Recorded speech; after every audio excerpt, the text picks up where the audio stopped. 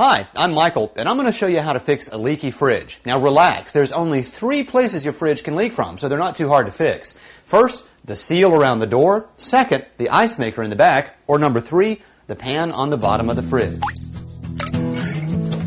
Let's start with the easiest thing first. You want to check the gasket, the rubber around the fridge door. Just use a warm soapy rag to wipe it, trying to get out any crumbs or gunk that you find stuck inside there. Looks pretty good. Which brings us to the next step. Does the door shut on its own? If it's not, it might be because the fridge is tilted too far forward. So how do we tilt the fridge back?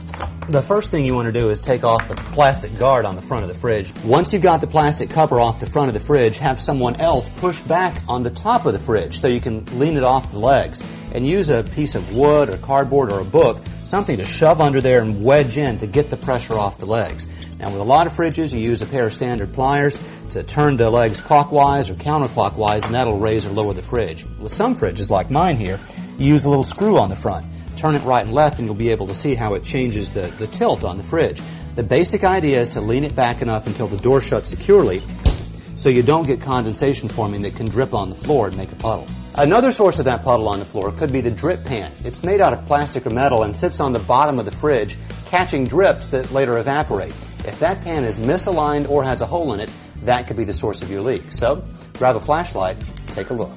Now don't be alarmed, it's going to be dusty under here no matter how good a housekeeper you are, but here you can see it. This plastic thing is the drip pan. Alright, now that you've found the pan, pull it out very carefully. See, this one's got some old nasty water in it. We sure don't want that to get on the floor. Take it to the kitchen sink and wash it out with warm soapy water.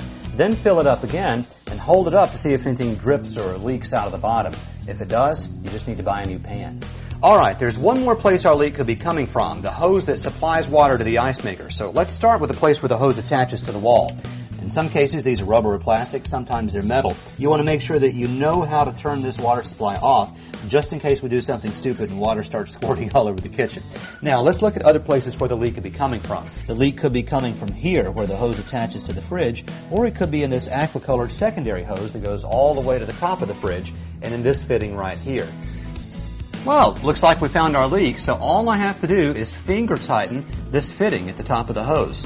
Now, in some cases, if you have a metal fitting, you might need a pair of pliers or a wrench to do this, but in this case, it's easily fixed. Now, if you do find a leak where there's a cut or a break in the hose, that's easily solved too. Just go to your hardware store and get a new hose. Well, my leak is fixed, and luckily I've got wheels on the bottom of my fridge, so it's easy to push it back into place. If you don't have wheels, you might want to put a piece of cardboard under the legs to keep from scarring your floor.